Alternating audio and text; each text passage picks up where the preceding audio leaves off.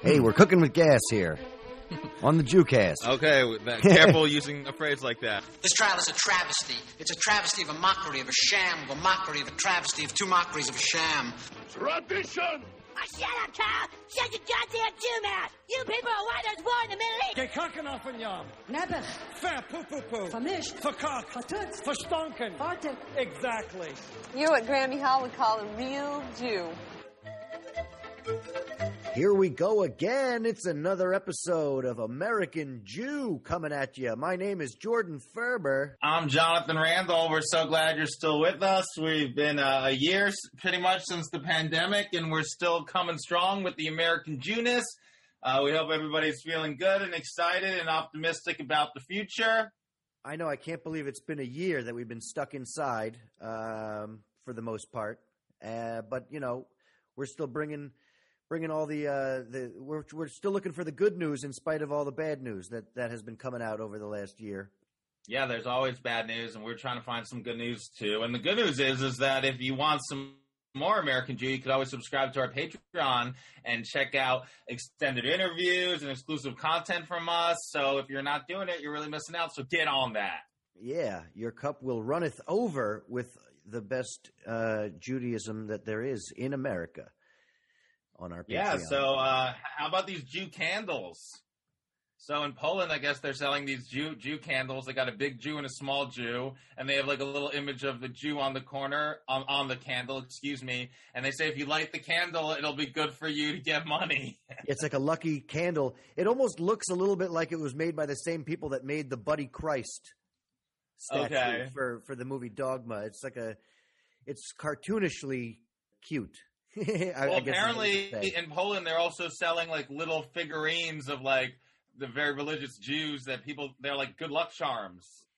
Well, you know, listen, I mean, you know, this week was also St. Patrick's Day, and, you know, a correlation can be made between whether or not Irish people find the leprechaun stereotype to be somewhat offensive or whether or not the luck of the Irish is a thing that they embrace. You know, I think you can kind of look at that. Well, I've never heard the luck of the Jews. Actually, Jews pretty much have pretty bad luck, I'd say. I know, but I'm just saying in light, you know. No one was during World War II was like, oh, good thing my lucky Jew's here. I mean, you know, in the context of this, I mean, is it lucky to have it be a candle? Like, you know, I'm going to burn this Jew? I don't understand what the concept behind that. Well, that's why some people think that it's like anti-Semitic because they don't want the Jews being burned. But other people just think, hey, it's just a candle. It's not, you know, it's not like being like, this is the Jew that we're burning. It's just like, I don't know, fun. That's Polish people think Jews are good luck financially, which I guess is a little anti-Semitic too. But it's Jewish people that are selling these candles, right? I mean, they're not. It's not like it's an anti-Semitic. I don't think it's just Jewish people. I think they're just Polish people, from what I understand. And Polish people in a lot of their, like, you know, travel gift shops, they are selling these little religious Jewish figures that they say are good luck. And yeah, I don't think it's Jewish people that are selling them. Actually, I think it was non-Jews, and they removed them from their catalog because people were complaining. Well, I mean, I think that's, you know, the sad part is that it's another instance where it doesn't seem as though it's intentionally anti-Semitic, but without even taking it into consideration is troubling. I mean, hey, I wish people would be like, hey, there's my lucky Jew when they see me, but that hasn't happened. But yeah, I mean, I'm not sure. It does seem a little weird to have like a religious Jewish little figure and be like, it's good luck, it's going to bring me money. But I don't know. I mean, I don't have any of these candles or these figures. I don't plan on getting any of them. But apparently they smell nice, like honey. I don't know. Maybe I'll have to get one for Rosh Hashanah. I would buy a Jewish leprechaun statue for good luck. You know, that Jewish leprechaun. I don't think there are any Jewish leprechauns. I'm just that's why I'm saying if there was one, I would embrace that idea. You want to make a Jewish leprechaun. I haven't seen a lot of Jewish little people, for that matter. I mean, you know, out of sight, out of mind, I guess. But, I mean, I don't know any Jewish little people. I don't know if I've ever seen a Jewish little person before. I mean, we know some little people. We can probably get somebody on here to talk about it. Like, we know someone. You know one little person, Jordan. Like, we know a couple. No, you know one. No matter where I go in my career, though, I will never forget the little people. That's good. They found another Dead Sea Scroll and like a 6,000-year-old dead child. Yeah, they call it the Cave of Horror. I know. What is it? Is this a real place, or is this like an Eli Roth movie? It's really, yeah. I mean, it's a pretty ominous name. In the Cave of Horrors, because I guess a lot of people died in this cave. Didn't do so well. They found another Dead Sea Scroll that they're saying is from the time of the first Holy Temple. And they found a body in there of a little girl who's been mummified for 6,000 years, and they still had skin and hair because of the mummification. Yeah, gross. Right? Little skin and hair.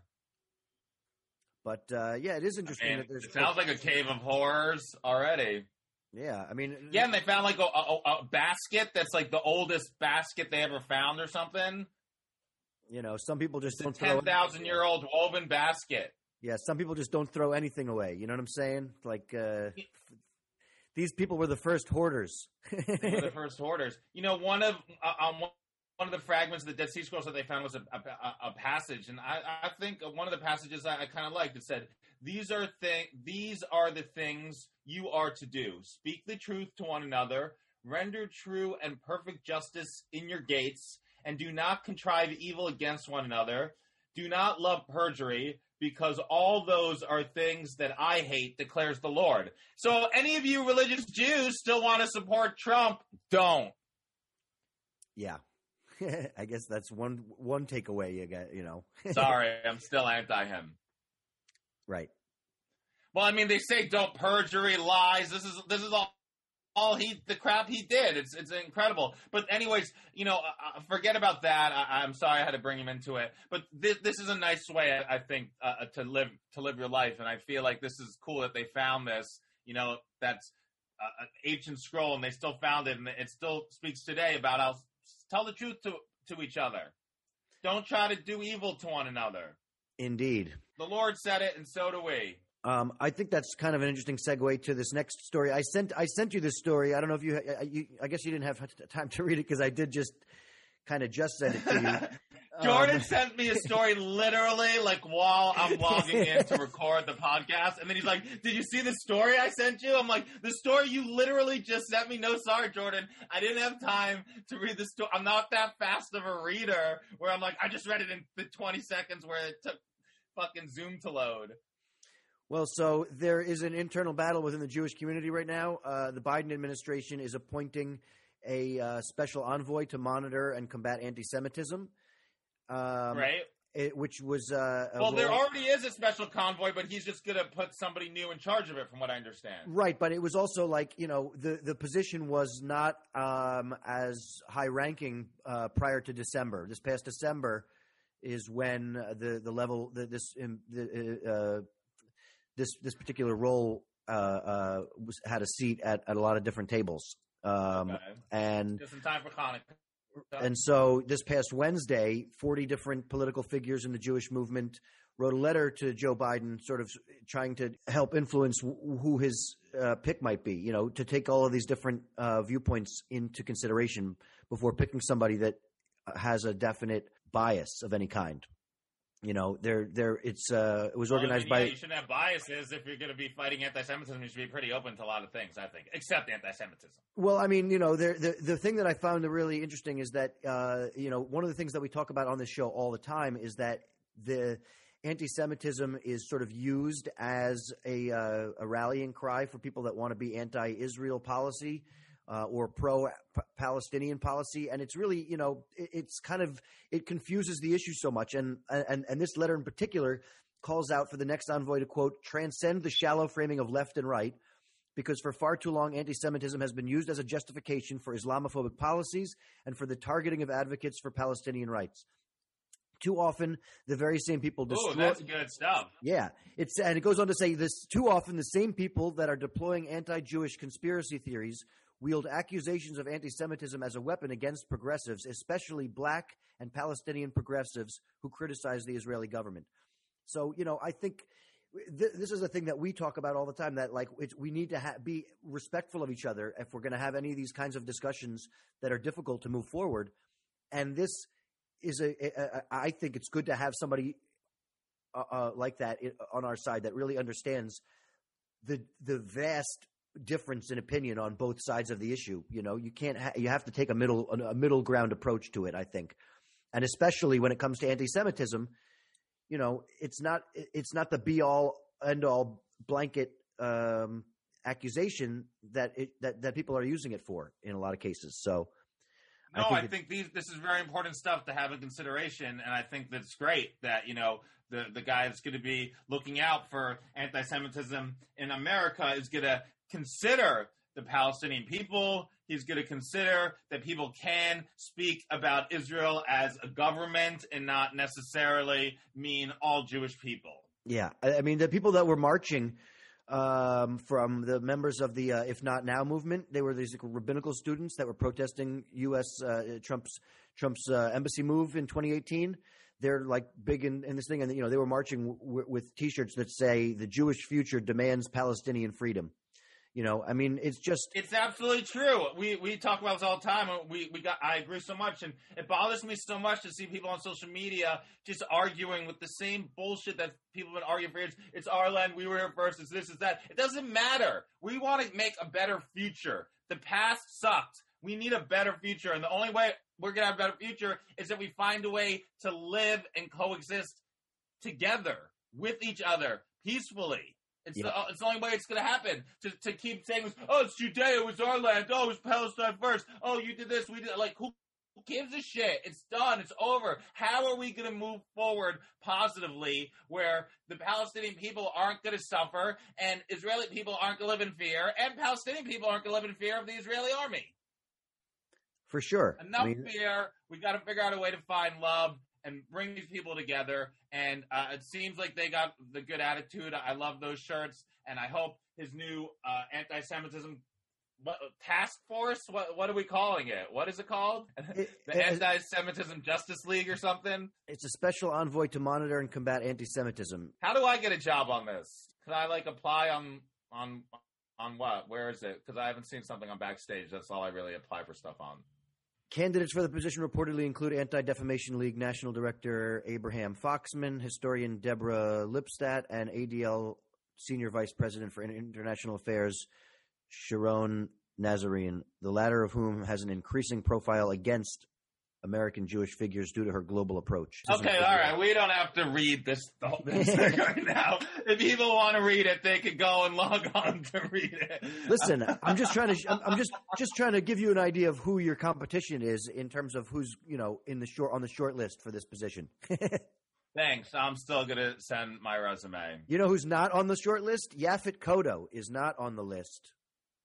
Okay, this was a Jewish black guy that was a Bond villain, the first black Bond villain, right? He was the first black Bond villain. Most people know him from Alien, but he was he was Jewish. And he was Jewish. His father was the black Jew. That's great. His father God, I wish we would have had him on the podcast before he passed away. His father was an African Jew, and his mother converted before they got married.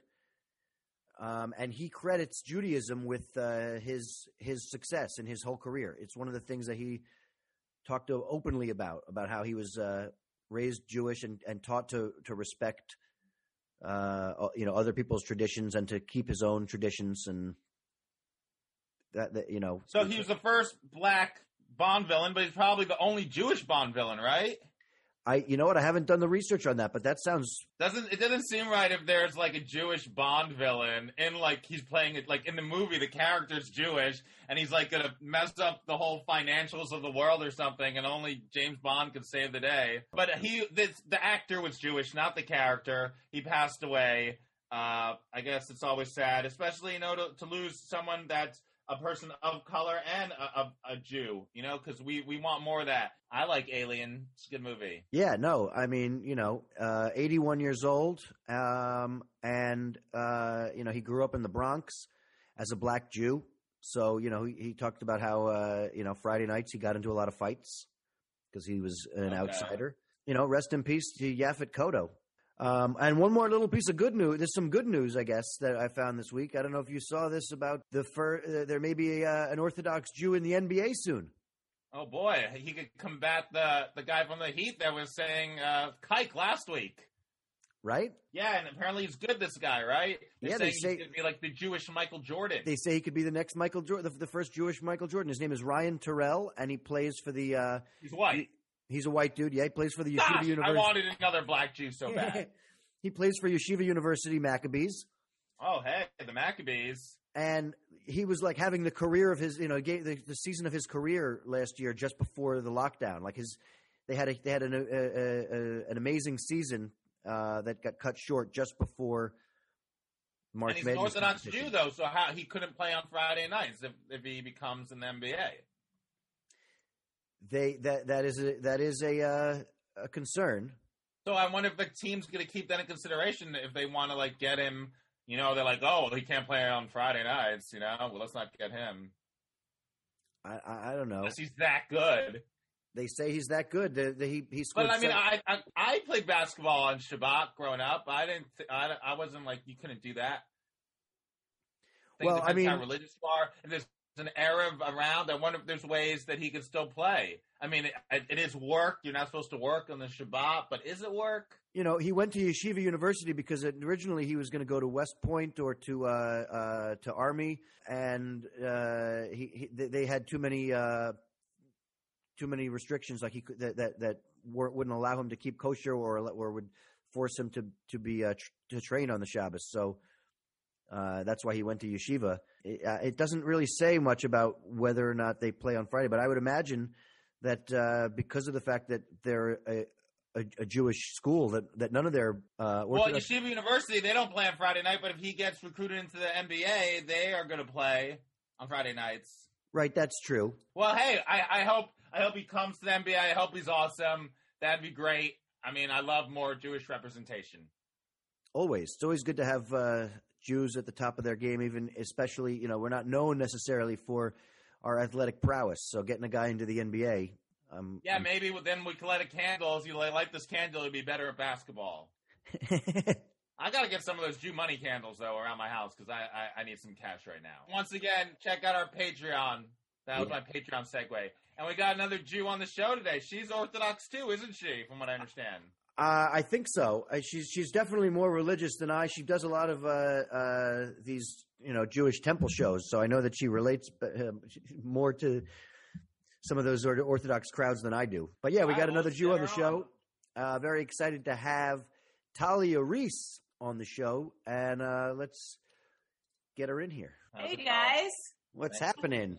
Woohoo. Oh, nice. Look at your backgrounds. American Jew. Chai, Magen David, Jewish stars. Indeed. Welcome to the show, Talia Reese. Thank you. I figured what an intro. I figure we'll just get right into it. We do the intro before you get here. I'm just kidding. Oh, look how Jewish she is. She's already complaining. Right. That's my intro. Well, we could always throw credits around, but I feel like, everybody who listens to the show, it's, we nobody cares about the credits. We're here now. Cares. Nobody cares. This is your next big credit right here. Then you're going to start telling people that you can be heard on the American Jew podcast after this. That's right. You got it. Yeah. Oh, wow. That was a good yes and, Talia. We appreciate that. Talia was just taking Jewish improv classes, apparently. Oh, yeah. That's how I spent the whole pandemic. Learning improv. Yes, and? Too bad they all shut down. They all shut down? You were doing the UCB shut down, the People's Improv Theater shut down, but some of the JCCs are still open. Oh, great. That's where I get my best improving done. Where are you, Talia? Are you in the city? No, I'm in Great Neck, Long Island. This is my bedroom, my house. Nice. Okay, very nice. Where are you guys? I'm in the city. Jordan's in Brooklyn. Where? I can't just say the city in Brooklyn. I need, I mean, we don't want people to come to our houses, Talia, that are listening. Are you downtown? Where are you? Uptown? Are you sending us something for Shabbat? What's going on? It depends on how this goes. I don't know. Okay, that's probably definitely not. Okay. Did you grow up in Great Neck? I did. Okay, born and raised. Wow. Yeah, otherwise it's a pretty random choice. How far away do you live from where you grew up? 1.3 miles, 1.3 miles. Wow. Yeah, well, my parents are here, and it's very close to the city. It was always, look, in my opinion, Great Neck was always the best town on Long Island. So if I was going to move out of the city, I'm going to go to the best town, and my parents are there. So it just Yeah. it made That's so sense. nice. I try to move away as far as possible from my parents, but Well, you don't have a baby yet. 2-mile radius. Once you have a baby, you'll change your. That's how I felt. Okay. Once you need free babysitting, it all changes. It all changes when you want free babysitting. Yep. Just drop them off at Bubby's house. Exactly. How many kids do you have, Talia? 2. Okay, wow. 2 girls. Okay, so you definitely want them out of the house at grandma's so you can have some time to yourself. Oh my gosh, yeah. The only problem is they didn't end up turning out all the babysitting I wanted, so there was a lot of friction. Right. And then I wished I didn't move back here. So some things never change. Well, I mean, you do get what you pay for, right? Yeah, exactly. Exactly. I didn't exactly throw in free dinner all the time. I probably Right. should have. So Talia, you're Orthodox? I am. And you were brought up that way as well? No, actually. Oh, okay. So what was your relationship with Judaism growing up? So I grew up, I guess you would say, traditional, conservative, capital C Jew. I had a proper bat mitzvah with a Torah parsha, and I went to a good Hebrew school. I didn't enjoy it like everybody else. I Like really everybody else. Yeah, was everybody else enjoying it? I didn't enjoy it like everybody else doesn't enjoy it. Oh, Sorry. okay. Exactly. Like No, I everybody hated, else, who also did not enjoy it. Also did not. And so, but I was always good at foreign languages. So I really took well to Hebrew language. So later in life, when I came across some religious kids, like in college, or I started going to services on my own, it was very easy for me to learn all the prayers, the tefillot, and to really get into it because I had the language background.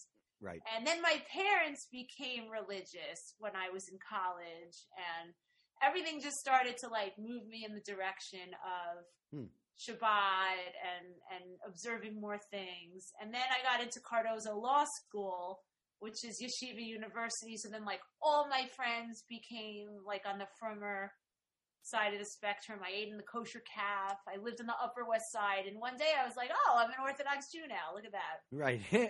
What shifted with your parents that they decided to become more religious later on in life? That's the question, because that was really the start of it. So my dad was introduced to a rabbi, a very unique character, who really helped him through, I think, some tough business situations that he was going through. He was sort of like a psychologist and a spiritual leader, and he also convinced my dad to become more religious at that time. So he got through this rough patch, and then he started, my parents changed synagogues. That was a big deal, because in Great Neck, right, the big synagogue is the conservative, the reform, and then all of a sudden we go from Temple Israel to Young Israel. That's like a big, you guys are Jews. Is that a big step? It's a big step. Big step. You went from the Temple Israel to the Young Israel. Exactly. It sounds like now you're more like young and hip. No, it's not. Right? It's different. It's different. Like the whole circle of they had the Looney Tunes and then they had the Tiny Tunes. right, exactly. Yeah. You go from Temple to It's a similar thing. Everything everything was changing, and then I had a brother who was much younger. So I was in college, but I had a brother in first grade, and so the big thing was they switched him to the yeshiva. Wow, So once and I went to public school. So once they had the kid in yeshiva, that was like, okay, we're doing this for real. So whenever I came home, all of a sudden we're celebrating holiday. Like there's a sukkah in our backyard, and I'm like, oh, we really do that now. I couldn't get a treehouse growing up, but all of a sudden you decide to be religious, and there's exactly. Oh, for Jason, you'll get all this cool stuff, but for me, I'm just like the schleppy public school kid. He's getting Ralph Lauren in private school, carpooling, and I'm getting Oshkosh and public school, whatever. Yeah, it wasn't fair. No, but it was nice, Purim became bigger than Halloween, which was weird, but it was nice. All the treats, the Mishloach Manot would appear at the house, and so all of a sudden, so I really did get exposed to parts of Judaism that I didn't observe growing up, but it was all in a very beautiful way. Right. So it was a very nice introduction to it, and I think that was the mistake that really stuck me in, because now it's too late. I'm already in. And obviously, that's the point of no return. And obviously, your husband is Orthodox as well. So that's what happened. So once I was dating, marriageable age and all that, I was really heavy into the religious stuff, and I only wanted a guy who wears a kippah and does all the stuff, and so that I really only was dating religious guys. And so when I met my husband, Super J date. Super J. You know what? We actually met on J Date. Oh, you did? Okay, wow. And I don't know how J Date is now. We've been married for 14 years. Oh, wow. But yeah, at the time, J Date. It was literally like the first year of J Date when we met, and I wasn't even pioneer of J Date on the show today. Oh my! I was on the billboard. We were on the Times Square billboard. You were? No way. That's fucking hilarious. That's the credit, Talia, that we need to have. Straight from the J-Date billboard. It's Talia Reese. I'll send it to you. This was like a huge... Yeah, please. We're going to use it as a promotion picture. Oh my God. I know. We were Mr. and Mrs. J-Date for a while. Wow. Okay. That's pretty good. And it was an interesting story because he was from Canada and I was from New York, and he came here because we met on J-Date and Whoa, your settings must have been really far. Canada to New York. You want to know something funny? That's a really good point. So he had on his profile, here's how we met on J-Date, okay? He hot listed me. Is that still a thing? I don't even think I don't know. I've never been on J-Date. What is that? No, not listed. It's like bookmarking, adding to favorites. Okay. That's like okay. He favorited you. Okay. Okay, is that what it's called? See, yeah. No, I don't know. I mean, that's what I would. Okay. That's makes more. Favorited makes more sense to me than he bookmarked you. He wanted to come back to me later. Favorited was like I really stuck out to him. Like bookmark's like I'm not sure about her, but let me check her out after a couple drinks. Let me pour myself a glass of Manischewitz and then see if I like this New York girl. So, and then as, you can see who's favorited you. So I would view if I got on someone's favorite list, I could see. And so then I viewed his profile because I'm like, oh, he's cute and he favorited me. And so then that's how, I guess then he could view that I viewed him. And so then he reached out. But I thought that, it was a joke that he lived in Winnipeg. I thought, because his whole profile was, pretty jokey. So I thought he just picked a random place to be funny. Winnipeg sounded like a pretty funny made-up place. I kind of had heard of it, but I was like... This guy's hilarious! Winnipeg! Not like the last guy, total snooze, all from Calgary and shit. Yeah. Pretty much. So then when it got for real, and he's like, I'm going to fly to New York, and, I was like, whoa. I'm like, listen, don't fly here just to meet me. That's like a major trip, and that's not a place I ever want to live. So and you I can't don't stay here. And I don't have room for you here. Yeah, no. But he was like, oh, don't worry. I think my parents' sukkah's still up. Yeah. Nice callback. That really would have worked out. I like that. Since it is a big mitzvah to sleep in the sukkah. You might know go. that. Yeah. The first time we did it was in the sukkah. There was the greens up in front. That's an even bigger mitzvah. The little fruits hanging. No mirror on the ceiling, but you've got the low-hanging fruit. Yeah, what do they call it? Skach? Is that the stuff? Yes, yes.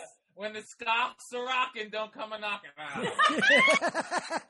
stupid. Wonderful. I love it. So then basically, so he came. He went on a string of J dates. He said, "Don't worry, you're not the only." Oh, ouch! Get it out of my back. It's Yeah. okay, Talia. I got 6 other Jewish girls that I all bookmarked too. Yes, that's pretty much what happened. So then I said, "Okay, so then I'll meet you then."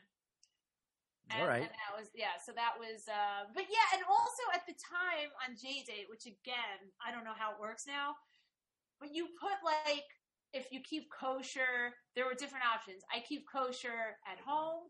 I keep kosher inside and outside the house. So if you clicked, I keep kosher inside and outside the house, that indicated that you are Orthodox. Right. That was, kosher signaling. Okay. So I had selected that, and that's how I met him. Oh, thanks to not being able to eat a lot of food. Yeah, exactly, because I had gone on other J dates where they didn't understand the signal. I remember I went out with a guy, and we went to a restaurant, and there was nothing vegetarian on the menu. And he's like, well, can't you eat chicken?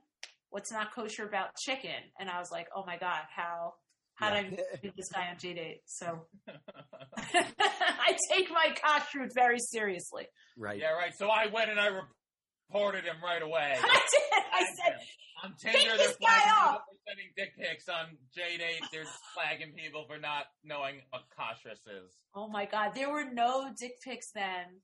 It was a naive time. Much simpler time. Much simpler. So when you were growing up, Judaism was just more like a traditional thing for you. And it was nothing really special. Then once your parents started becoming Orthodox, you slowly but surely started shifting in that direction. And then by the time you were ready to find a man, it was kosher or bust. Exactly. You pretty much summed it up. Except one thing I'll add is that I do have... we always had Shabbat dinner at my grandmother's house, and they were Old World Bukharian, which is Sephardic. So it was always a big feast on Friday nights. Mm-hmm. So I did grow up with Shabbat. And my mother's side of the family, I'm half Sephardic, yes. Sephardic, all right. Yeah. And then on my other side, my mother's side, her parents were Holocaust survivors. So that was always a big part of our identity growing up also. Right. Do you remember when they first kind of told you about the Holocaust and what your ancestors had gone through and experienced? Like, were you very young or? My grandparents have heavy Polish accents, so we always knew. I can't remember a time before I knew about the Holocaust. It's weird. I mean, I know a lot of people do remember learning about it. I remember the first time I saw the images, and I was at Yad Vashem, the Holocaust Museum in Israel. So that was a big, and honestly, seeing Schindler's List was really like, you know about it. You see a movie like that. That was like very formative for me. Right. Yeah. And relating it to my grandparents and all that. I think for a lot of Jews of that generation, I was a teenager pretty much when Schindler's List came out. Yeah, me too. It sort of coincides with a lot of the heavy learning about the Holocaust outside of outside of that. Going to Hebrew school and to temple and stuff. That's when you start to sort of have a larger awareness about our place in the world. And that movie was formative for a lot of us. I mean, for certainly I'm 43. Like I was just graduating high school, about to graduate high school when that movie came out. I mean, I think that it added a lot of context. Oh my gosh. Yeah. It's and I think even to this day, what sticks with me is, the beginning of the movie when you saw like the wealthy ladies, like Jews were doing really well in the Weimar Republic of Germany. It was very sophisticated. They had beautiful homes and things, and they looked just like my mom and, you know, all these people. And they, you know, and the Gestapo comes to their door and it's like, get out of here. You can't come in here. And it's like, no, we are coming in here. Like, you know, you always imagine people from history being like some other different, but I just remember like seeing myself, my family, and always realizing this is something real that could happen in a sophisticated republic. And that and then Louis C.K.'s bit always. Wow, okay. I didn't see that coming. We went from Schindler's List to Louis C.K. Louis C.K.'s Schindler's List bit is hilarious. Yeah. All right. There's so many horrible jokes. I'm refraining myself from saying right It's a lot to unpack there. Yeah. Yeah. I'm going back. So, Talia, I understand you do a lot of, Jordan was saying earlier how you do a lot of shows for Jewish audiences. Oh yeah. Yeah. I love it. Yeah, you're like the Jewish comedy queen on Long Island. Jewish comedy queen. I like that. So first of all, how did you get so involved with the Jewish comedy circuit scene? I wouldn't say scene, right? I guess.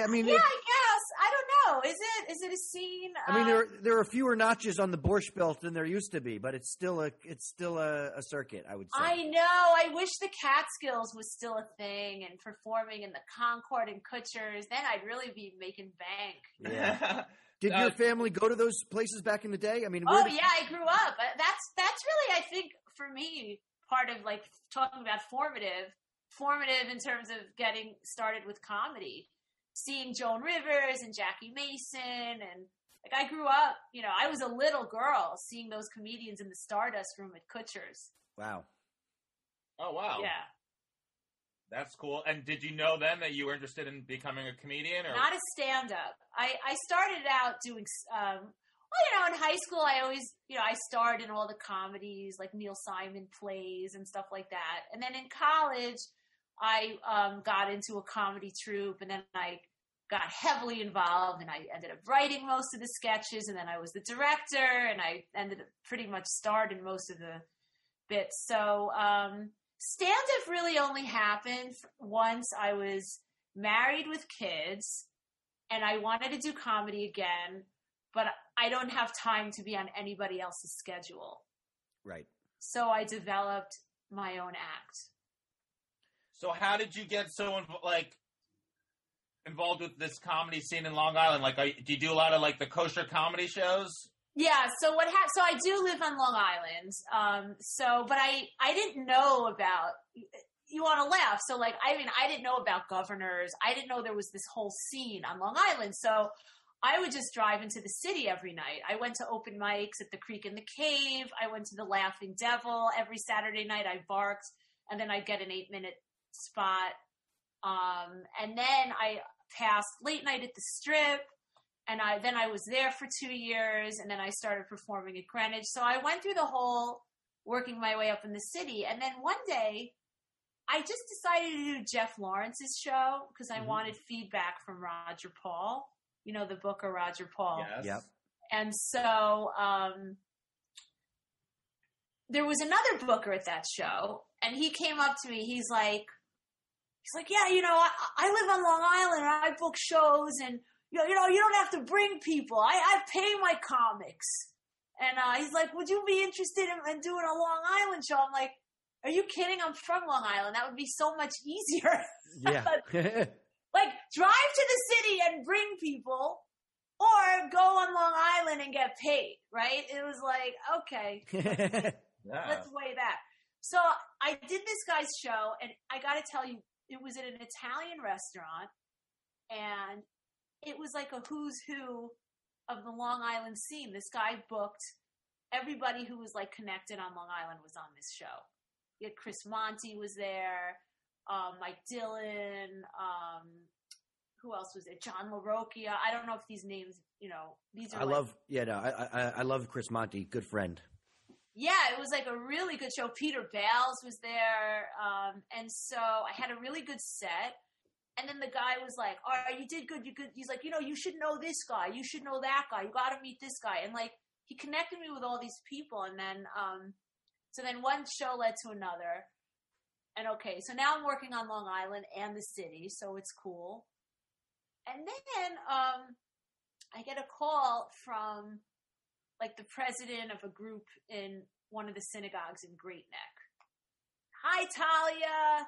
I know your dad, but that's not why I'm calling. And I didn't tell anybody I was a comedian at that point because it was like embarrassing. You know what I mean? Like, I mean, your parents knew you were doing it or no? They knew and they didn't like it. So it was like, we just didn't talk about it. It was like. How about your husband?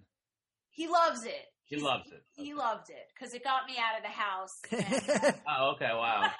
He doesn't support me as an artist, but he doesn't want me around that much.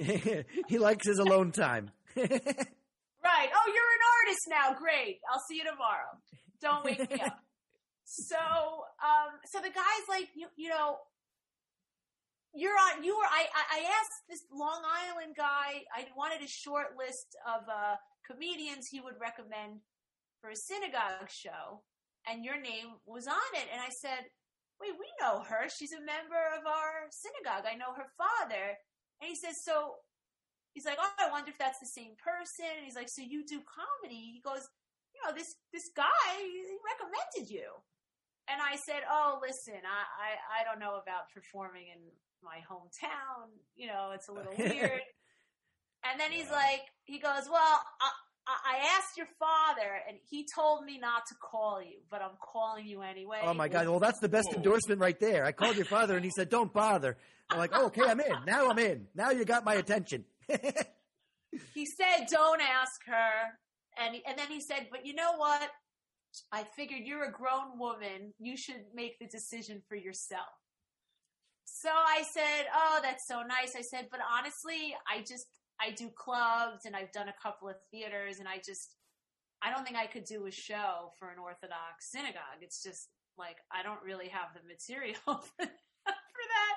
Right.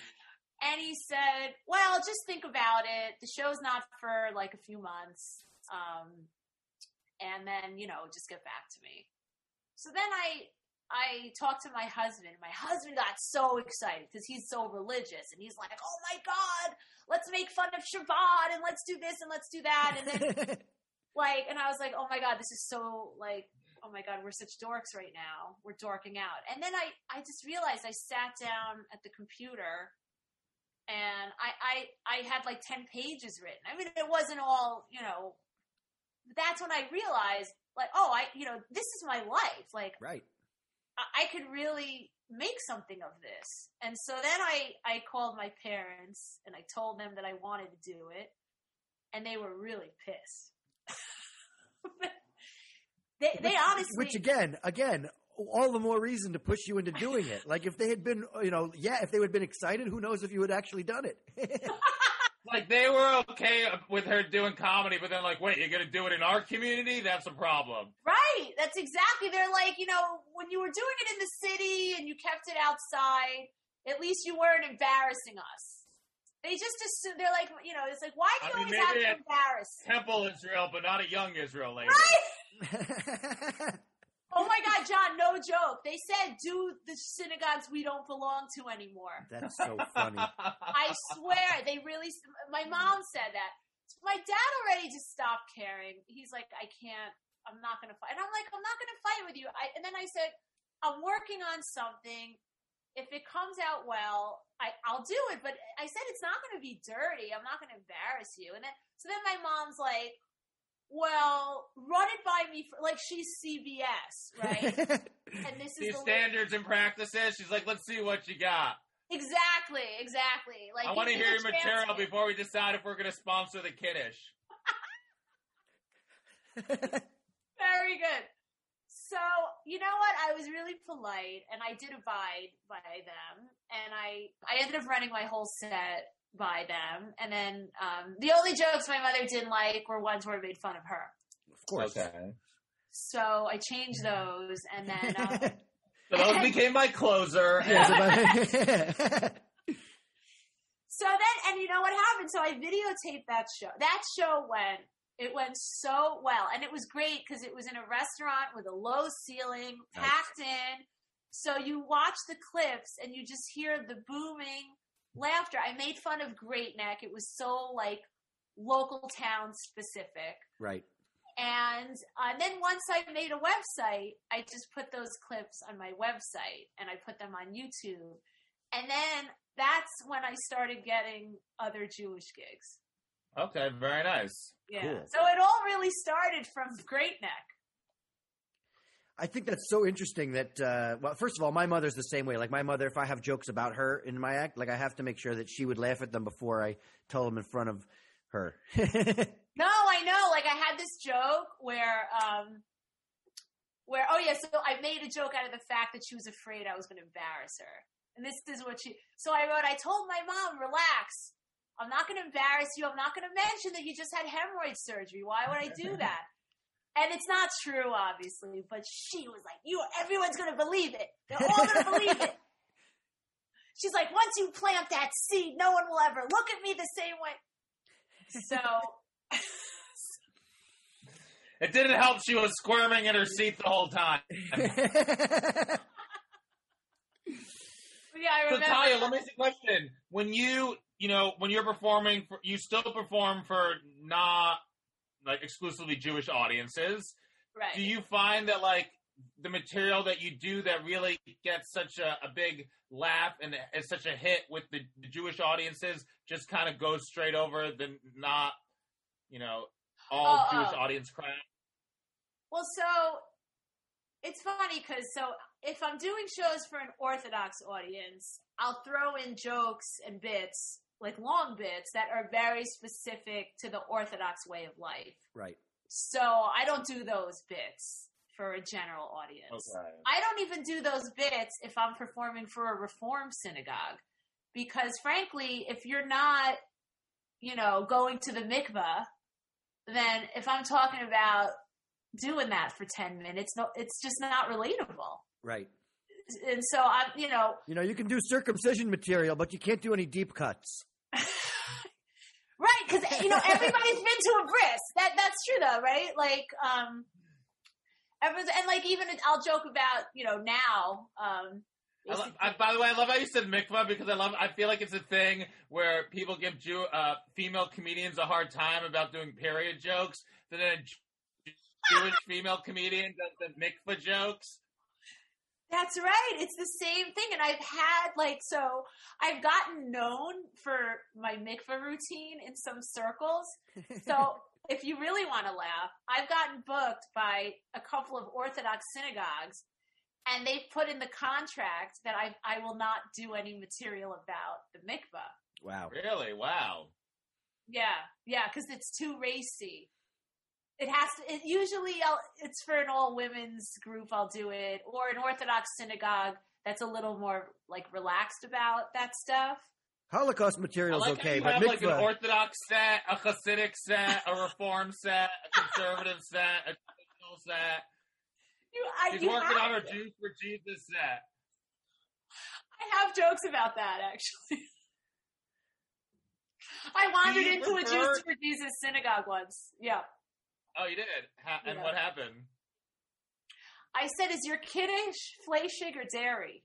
And they said, this is not the synagogue for you. Listen, we only have fish heads. Best Jewish food. Talia, do you have anything you would want to kvetch about? Wow, that's a very general question. I mean, we have all these questions about Judaism and stuff, but we figured it's always a good time to ask somebody if they have anything personal that they want to get off their chest. So it's always good to have a kvetching segment. Well, I told you I was in Florida for 10 weeks, and I just got back. So that was, my biggest kvetch is that I couldn't stay longer. Right, okay. Oh, okay, you wanted to stay in Florida. You like the weather? Oh my gosh, I was a snowbird. I experienced this now. This is amazing. I have a taste of what it's like. Oh my God, now, like, everybody that leaves and then comes back, I'm so jealous. I get it now. It's amazing. How do you live in New York after having grown up in Florida? Miami's awesome. Miami is fun, but New York's amazing. Best city in the world. It is. It is. Talia, what's your favorite Jewish holiday? None. No. They're all work, and I don't like work. Once everything's done, I enjoy it. What's my favorite? Not Pesach, which is coming up. Which is a lot of work. Not Rosh Hashanah, not Yom Kippur, not Sukkot, because it's always cold. Not Simchas Torah, because I'm always ready for the holidays to be over by then. I'm going to go with the fun. I mean, I love Hanukkah, because there's no Yontif. Okay. And you eat jelly donuts. Hanukkah's always a good one. I mean, do you make latkes? Yeah, my husband makes the latkes. Oh, hey, okay, there we go. Now we're finding this equality. Speaking of latkes, do you have a favorite Jewish food? Oh, I mean, I love Israeli food. I love all that. Give me like a kebab, a falafel, just any kosher Israeli joint. If I see pita bread or shawarma in the window, like, I'm there.